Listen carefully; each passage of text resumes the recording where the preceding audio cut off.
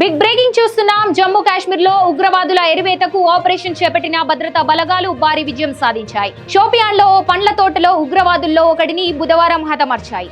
చనిపోయిన వ్యక్తిని Lashkar-e Taiba top commander Zakir Ahmed గానిగా గుర్తించారు. అతడికి పహల్గామ్ ఉగ్రదాడితో సంబంధాలున్నట్లు సమాచారం. కాశ్మీర్ లోయలోని పండ్ల తోటలో ఉగ్రవాదులు నడుచుకుంటూ వెళ్తున్న వీడియో ఇటీవల నిఘా కెమెరాల్లో రికార్డ్ అయ్యాయి. దీంతో జమ్మూ కాశ్మీర్ పోలీసులు, ఆర్మీ, సిఆర్పీఎఫ్ బలగాలు జూలై 3న జాయింట్ ఆపరేషన్ చేపట్టాయి.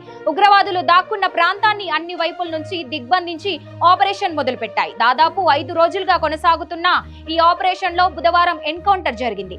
భద్రతా బలగాలను గమనించిన ఉగ్రవాదులు కాల్పులు జరిపారు. దీంతో భద్రతా బలగాలు ఎదురు కాల్పులు జరిపాయి. కాల్పుల తర్వాత ఘటనా స్థలంలో ఓ ఉగ్రవాది మృతదేహాన్ని గుర్తించారు.